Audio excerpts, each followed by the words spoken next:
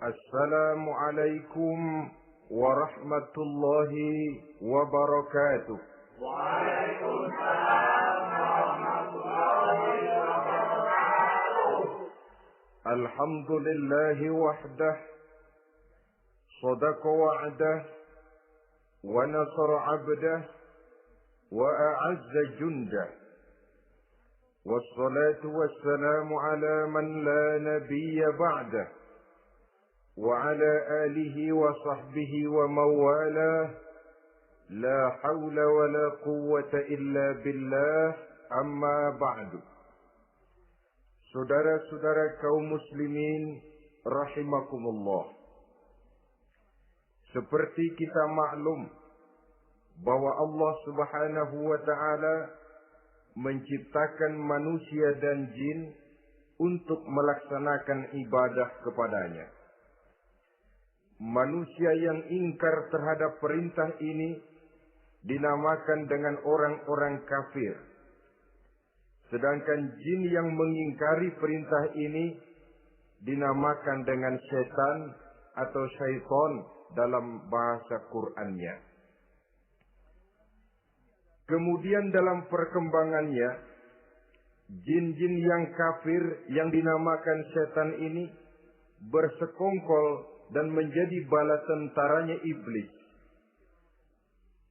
untuk menggelincirkan manusia dengan berbagai macam cara dan jalan dari hal-hal yang diridhoi oleh Allah Subhanahu wa ta'ala. Adapun yang namanya iblis, pada hakikatnya cuma satu saja, yaitu yang ingkar kepada perintah Allah untuk sujud kepada Nabi Adam alaihi salam. Iblis inilah kemudian yang menjadi sesepuh, raja, biang atau dedengkotnya para setan. Seluruhnya akan tunduk kepada komando iblis, akan taat dan setia kepada perintah iblis untuk mencari teman yang sebanyak-banyaknya guna menemani mereka di neraka nanti. Maka mereka pun melakukan satu proklamasi yang bisa kita baca dalam surah Al-A'raf ayat 16 dan 17, di mana iblis dengan tegas menyatakan, "Qala fa bima aghwaytani la aq'udanna lahum siratakal mustaqim." Wahai Allah, kata iblis, dari sebab engkau telah menghukum saya, dari sebab engkau telah mengusir saya dari surga, maka saya berjanji akan menipu, akan menggelincirkan mereka, Adam dan keturunannya, dari jalanmu yang lurus. Apa jalan yang lurus? Tidak lain Islam ini. Dengan segala cara dan jalan, iblis dan bala tentaranya akan berusaha menggelincirkan manusia dari jalan yang lurus. Caranya bagaimana? Ayat ke-17 menjawab, "Tsumma la'atiyannahum min ba'di aydihim." Akan kami datangi mereka, akan kami goda mereka dari arah sebelah depan. Kalau cara itu tidak kena, wa min khalfihim, kami goda mereka dari sebelah belakang. Andai kata cara itu pun tidak, itu gagal, wa an shama'ilihim, kami akan datang dari arah sebelah. Tentaranya yang bernama setan belum akan puas sebelum kita terjun. Sebagian ahli tafsir menjelaskan adalah dunia, sehingga manusia menjadikan ia pergi pagi, pulang sore, peras keringat, banting tulang, tidak ada yang dikejar. Orang berpaling daripada akhirat. Dunia yang membuat orang lupa kepada tujuan. Apa isi dunia? Biasanya yang lazim itu bikin orang jadi sibuk sampai lupa kepada tujuan penciptaannya. Untuk apa? Aidihim. Kami goda mereka dari arah depan dengan menyodor, mereka tenggelam di dalamnya, lalu melupakan akhirat. Belakang. Kami lupakan mereka kepada akhirat. Nah, sekarang apa? Dunia, akhirat kita belum tahu dan bahkan belum tentu ada. Wa an aymanihim, yang dimaksud dari untuk berbuat kebaikan. Karena kanan adalah lambang kebajikan. Dicegahnya kita berbuat kebajikan dan dibisikannya kita untuk selalu melakukan. Dan akan kamu dapati sedikit sekali di antara manusia yang beringkar kepada nikmat. Jika kita tidak kufur iman, dibuatnya kufur padahal orang lain sudah titik air liurnya melihat keadaan kita. Engkau berikan itu ya Allah. Jadi untuk ingkar nikmat, temanmu yang tidak pernah sholat rezekinya lancar, kamu berhenti saja sholat. Atau setidak-tidaknya mengeluh dalam hati. Padahal pada dasarnya kalau kita mau untuk kita.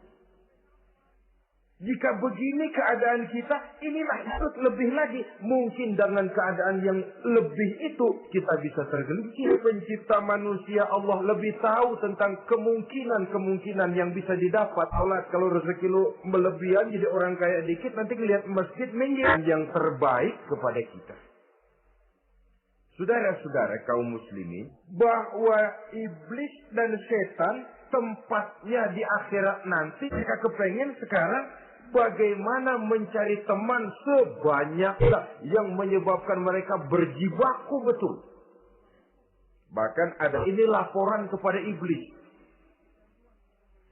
Kalau ada yang laporan, kata setan, Pak, saya gagal menggoda si fulan karena dengan apa kamu goda dia? Dengan kedudukan. Dia tidak mau. Dengan wanita. Kalau dengan wanita dia tidak bisa tempuh segala macam cara. Banyak orang-orang beriman itu kondisinya naik sebagai kadar militan daripada iblis. Teman sebanyak-banyaknya, kalau mereka sendiri sudah tahu pasti dan disiksa oleh Allah. Cuma saya begini ini lantaran ulahnya Nabi aman saya sebanyak-banyaknya guna menemani saya di dalam neraka. Kita akan membicarakan siapa sih teman-teman setan itu. Bahwa pada satu hari iblis alaihi wasallam dan menjawab segala pertanyaan yang diajukan. Jadi iblis itu bisa malih warna. Dia termasuk itu bisa malih warna sesuai dengan yang mereka kehendaki. Man anta? Siapa kamu? Limadza ji'ta? Mau apa kamu datang kemari? Kata baginda, wa ujibaka an kulli ma sa'altani. Segala pertanyaan yang engkau ajukan kepada saya. Bertanya dengan dua pertanyaan. Pertanyaan min ummati. Ada berapa sih teman-teman Islam ini? Bukan orang lain. Kalau orang kafir itu sudah jelas. Itu dari umatku. Siapa saja yang jadi teman-teman kamu iblis? Atas pertanyaan ini iblis menjawab, teman-teman ada 10 orang. Ada 10 orang. Siapa mereka? Pertama, hakim yang curang. Hakim. Kenapa? Karena hakim diharapkan adalah produk keadilan, sebelah kakinya di surga dan sebelah lagi di neraka. Hanya ke surga. Kalau licik dia menghukum, kaki sebelah. Saudara-saudara kaum muslimin rahimakumullah. Sebab yang membuat orang menderita. Tidak teraturnya, tapi lukanya rasa keadilan. Tidak tegaknya hukum sebagaimana dari segala derita. Oleh karena itu, hak berdasarkan hukum, tapi berdasarkan kepentingan, berdasarkan peradilan, hakim-hakim macam ini yang akan menjadi temukan main sibuknya. Kekuasaan di tanganmu, hijau katamu, tidak tahu ini kesempatan untuk jadi kaya, ini kesempatan untuk naik pangkat. Saudara-saudara kaum muslimin, kalau hukum sudah ada kelompok-kelompok yang kebal hukum, maka akan timbullah kiamat di mangsa. Oleh karenanya, hakim yang serong, hakim teman-teman iblis dari dunia sampai ke neraka. Karenanya, pada dasarnya setiap kita adalah hakim di dalam memutuskan segala sesuatu. Lebih-lebih hakim digambarkan dalam bentuk neraca yang berimbang, memberikan keputusan sesuai dengan hukum, sehingga masyarakat daripada setan. Dimanapun setan dan iblis paling gak demen sama kita. Yang menyalahkan yang salah, membenarkan yang benar. Memang oleh baginda Nabi diajarkan satu doa. Allahumma arinal haq, kepada kami bahwa yang benar itu benar. Sebab sering kita lihat yang benarkan kepada kami kebenarannya ya Allah. Sebab sekarang banyak ketidakbenaran yang sehingga kelihatannya menjadi benar. Ini baik, doakan kepada saya bahwa yang benar itu benar. Kepada saya untuk mengikuti kebenaran itu. Sebab kadang-kadang terjadi juga bahwa itu benar. Dia tahu itu barang yang hak. Lalu doa ini pun disambung. Wa arinal batila batil, bahwa yang batil adalah batil. Bahwa yang salah adalah salah. Bahwa yang munkar, yang batil, yang zalim. Kita sering mencaci kaum pelacur sebagai sampah masyarakat. Pelacuran di bidang intelektual. Kadang-kadang pelacuran di bidang menekan yang benar. Ini juga tidak kalah bahayanya masyarakat itu. Oleh karenanya, maka hakim yang mereka akan sibuk sekali. Kalau seorang hakim sudah berketetapan untuk melawan setan adalah hakim yang nyeleweng, yang tidak adil. Ghaniyun mutakabbir. Orang kaya sombong itu teman setan. Sebab ini sudah kelewatan. Tapi kalau sudah miskin, sombong, minta ampun. Iblis. Sebab pada hakikatnya tidak ada. Nabi Sulaiman karena merasa menguasai, saya mohon izin kepadamu untuk memberikan baik satu hak karena merasa kaya. Baik kata Allah. Tentaranya, jin, binatang dikumpulkan, mengumpulkan makanan yang tentu tidak sedikit. Sudah selesai, aku mulai dari makhlukku yang paling di bawah. Ikan. Hari ini mau ditanggung Sulaiman. Naik, makan. Naik. Goleng kepala Nabi Sulaiman. Baru nanggung makanan semua makhluk hidup sehari. Ikan satu nggak keurusan. Jadi apa sih? Kacang yang lupa akan kulitnya. Ada yang kita bawa pada saat kita meninggalkan alam ini. Harta kita akan hakikatnya tidak lain nilai-nilai iman. Sebab ini yang akan kita bawa. Cuma orang yang kehilangan iman tidak pernah ribut. Cepat merasa, cepat ribut. Duit hilang, ribut. Televisi hilang, kelihatannya tenang-tenang saja, Pak. Kehilangan iman, menjadi kafir, masuk grup dia, dan kita sering tanpa terasa telah mengalami. Saya katakan tadi, oleh karena iman ini bukan benda, orang yang kehilangan iman terbawa menghadap Allah. Orang itu kalau sudah yakhruju minad dunya menghadap Allah dengan tidak membawa iman, tempatnya jelas sudah bawa. Harta benda akan pindah nama jadi milik ahli waris kita. Gantung hilang juga dari diri kita. Dengan apa kita mau menghadap Allah pada saat dia menghadap Allah Subhanahu wa ta'ala? Manah berupa harta oleh Allah dalam kehidupan ini. Bersyukurlah pada orang lain. Seperti kran yang nyimpen air tapi tidak untuk. Rezeki dia cuma lewat tangan saya.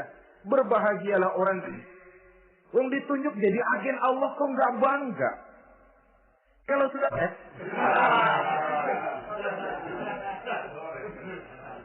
masih lu datang-datang mau minta aja pala lu. Kan itu toh. Tapi kalau kembali kepada kesadaran, barangkali alhamdulillah rezeki dapat rezeki. Allah mudahkan rezeki saya karena saya sering membantu orang cari ini. Tidak lalu enak aja. Berbahagialah orang jikalau sekali lagi dia yang memang memerlukannya. Kalau tidak ke arah itu kita berpikir timbul kesombongan. Senang lihat orang susah. Lewat di kampung, senang kalau orang melotot, lihat mobil. Semua gaya hidupnya serba jet set. Wah. Dan dia timbul takaburnya, sombongnya. Liman setan. Setan senang betul. Sebaliknya secara praktis, saudara-saudara kaum muslimin rahimakumullah. Cuma satu, ilmumu kau amalkan untuk apa? Kalau kita diberikan umur panjang, harta diberikan kepada kita, pertanyaan akhirat dua. Min aina belanjakan kemana? Depan belakang ditanya. Yang ketiga, dagang yang berkhianat. Baik kepada sesama teman persaingan yang tidak sehat, di berbagai bidang bisnis, dengan mengatakan barang yang baik adalah barang yang tidak baik menjadi baik, berkhianat, akan timbul kegoncangan ekonomi. Dan kemiskinan merupakan satu perangkap iblis. Biasanya orang kalau terbelakangi oleh nilai iman yang kuat. Apalagi iblis ini menggodanya dengan bujukan materi. Kepada yang cukup harta, dia ngerti betul irama kendang. Dari arah situ dia masuk. Dan secara strategi perang, iblis, dia melihat kita mah nggak lihat dia. Dia bisa pelajari kebiasaan. Posisi dan strateginya lebih menguntungkan daripada kita. Bila ekonomi sudah goncang, terjadi penimbunan beban sosial. Dan dikala itu setan dan iblis pesta. Persaingan yang tidak jujur. Yang pada dasar. Dalam tender-tender usaha-usaha besar. Misalnya tidak segan sogok sini, suap sana, semir sana, usap sini. Akhirnya apa? Proyek yang dikerjakan cuma asal sekedar jadi. Sepenuhnya harus dibebankan kepada dia. Kesalahan yang merupakan siklus.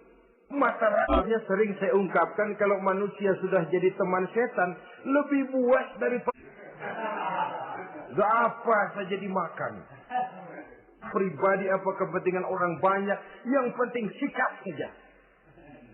Kemelaratan, kemiskinan merupakan tangga untuk sampai kepada lain. Misalnya contoh yang diberikan oleh Rasul. Rasul kan kain. Beliau dagang kain.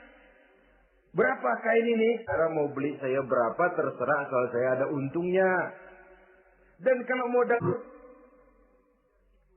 kita kan enggak, udah bohong campur sumpah lagi. Ini yang ketiga. Yang keempat, teman-teman setan, teman orang yang minum arak, pemabuk, beriman, orang yang pada saat meninggal dunia ini. Jadi dalam satu pesta di mana dan bila minuman itu dihampiri orang ke gelas, dia tepuk tangan. Bila minuman mulai mengalir, girang bukan main. Allah. Kenapa pemabuk merupakan teman setan? Karena dia terkontrol lagi. Tidak ada rahasia, tidak ada harga diri. Syaribul khamr. Orang yang suka. Dalam hidup ini kita harus punya filter. Allah selalu menghendaki yang terbaik. Kata Allah, itulah memang yang baik untuk kita. Kalau itu dilarang oleh dalilnya, nggak usah buang energi menyelidiki apa manfaatnya, bahayanya khamr. Allah tidak akan melarang sesuatu yang mengandung di dalam kehidupan. Bukankah sekarang ini minuman remaja termasuk dalam kata khamr ini ya morfin, ganja, narkotika, fly to the sky, membumbung ke angkasa katanya dunia ini luas. Sampai kapan orang merasa membumbung? Sampai kapan orang merasa mabuk aja terus? Lalu apa artinya kehidupan ini? Kalau saya korupsi, ngerugiin orang lain. Kalau saya zina, jelas ada orang lain yang rugi. Uang saya, yang minum pun saya. Siapa yang rugi? Pertama, jelas merugikan diri sendiri. Kesehatan terganggu. Tidak ada idealisme ke arah depan. Dan konon itu pada mulanya memang orang kan sifatnya cuma ingin tahu. Nyobu. Kalau orang tuanya termasuk ekonomi lemah. Sedangkan sekali dia tidak minum. Sudah bukan main rasanya. Bertemu itu sudah nggak keruan rasa. Orang tuanya tidak mampu. Kenapa keluarga orang tuanya masih melarang. Dia bisa jual hal lain di rumahnya yang ada harganya. Ampun, anak-anak muda yang menengah ke bawah. Kenapa enggak ayam orang disamber? Kekuatan negatif yang akhirnya merembet kepada merugikan orang lain. Tapi lambat laun akan merembet juga kepada merugikan orang lain. Perjalanan Mi'raj begitu hendak start dari Masjidil Aqsa menghadap dan segelas arak. Muhammad, kau ambil salah satu minuman itu, kau minum. Jibril, sadaqta ya Muhammad, laqad asabtal haq. Untung saja susu yang kamu minum. Kalau arak yang kamu ambil, kamu... Nabi milih susu pada waktu itu. Tapi ini sekedar simbol bahwa begitulah kita dalam hidup. Jamu segelas sirup. Kira-kira pilih mana? Yang ke depan, dia bakal pilih jamu. Memang dan enteng, kerja semangat, berpikir cerdas, gairah ada. Nih, manis ini. Dia minum bukan. Begitulah dalam kehidupan ini. Minuman keras dan pengaruh-pengaruhnya. Yang kelima, teman iblis itu suling iblis itu. Trompet setan. Itu asyaddu minal qatli. Fitnah lebih bahaya dari pembunuhan pelan. Kalau mati mendingan cepat daripada pelan-pelan.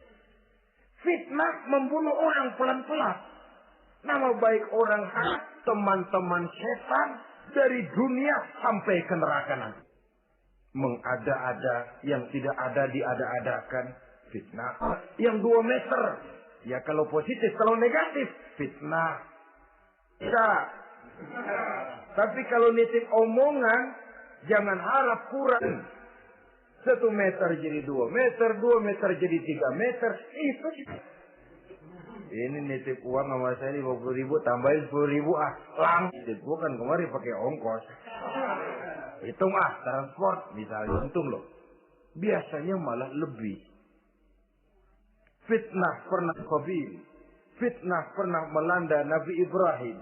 Fitnah bahkan pernah dengan hadisul ifki. Bagaimana gosip pun sempat mengguncang. Mengatakan al-fitnatu asyaddu minal qatli. Fitnah itu.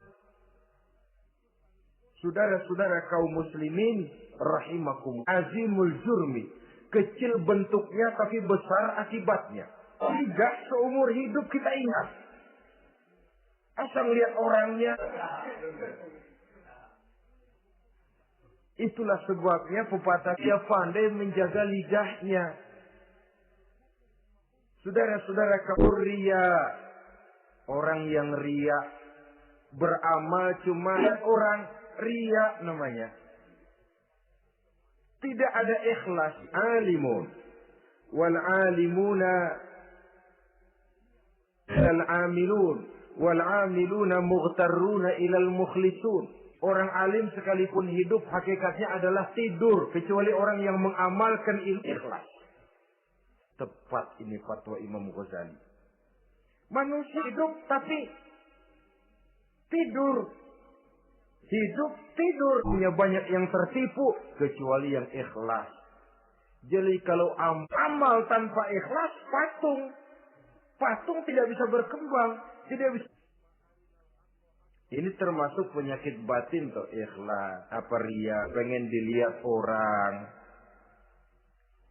Wah, kalau sembayangnya. Tapi kalau sudah sembayang nggak dilihat orang. Wah, kilat khusus. Ini yang menghancurkan amal ini nggak terasa. Sifat kita sendiri. Goti kayu bakar. Yang ketujuh. Yang memakan harta anak yatim. Itu setan senang betul. Nah, kau sudah menanamkan budi kepada mereka. Jadi wajar makin lama malah berebut sama yatimnya. Makin kesenuin malil yatim, orang yang memakan harta anak yatim secara zalim, lindungi anak yatim, kata Nabi, seperti dua jari ini dengan aku di akhirat. Teman setan al-mutahawinu bis shalah, enteng-entengin sholat. Nanti aja dah kalau udah tua-tuaan, Bang. Al-mutahawin. Jangan dipersulit, tapi juga jangan dipermudah. Agama itu tidak yang enteng, kalau kita entengin akhirnya menganggap remeh. Apalagi kalau sadar kita sholat adalah tiang daripada agama. Berdiri seseorang kalau sholatnya dia enteng-entengi, jangankan tutup lubang gali lubang. Pada tiang tambahan ini ya nawafil, ya rawatib, sholat-sholat sunnah. Al-mutahawinu bis sholat. Jadi kalau sudah masuk menyebar bala tentaranya. Pasukan, siap. Sama yang dagang dia bisikin. Sudah enaknya lu dagang, gua beli lagi banyak-banyak. Sembayang matan tanggung, sembayang masih ada besok. Hasil kita tinggalkan kesibukan, lalu kita pergi sholat. Apa iblis diam? Jangan buruan udah. Nah, yang mau belanja, yang mau bacaan kita semrawut, sujud kita tidak lengkap. Sholat. Atau kalau itu kita berhasil cegah, rukuk tertib, ada tumakninah, sujud bagus, iblis bayang kayak kamu. Yang timbul apa? Ujub. Sombong ke gua nih. Itu sudah perangkap iblis. Kepada yang ibadahnya bagus ditanamkan rasa ujub. Saudara-saudara kaum muslimin, ini yang ke-8. Kan membayar zakat itu teman setan. Gak ada urusan sama zakat. Saudara-saudara, padahal zakat itu kata Nabi zaku amwal. Jadi barangkali bercampur harta itu dengan sedikit yang kita misalnya dalam satu kelas punya murid, kita perbaiki, enggak juga berhasil. Ini kan kalau enggak 10 ini, enggak apa-apa yang 2 keluarin. Bikin pemecatan, kami pimpin untuk menyelamatkan teman-teman yang lebih banyak. Mengeluarkan yang 2, itu juga harta. Yang terakhir, yang ke-10, teman setan, musuh, teman iblis, angan-angan. Penghitung bintang di langit. Jikalau.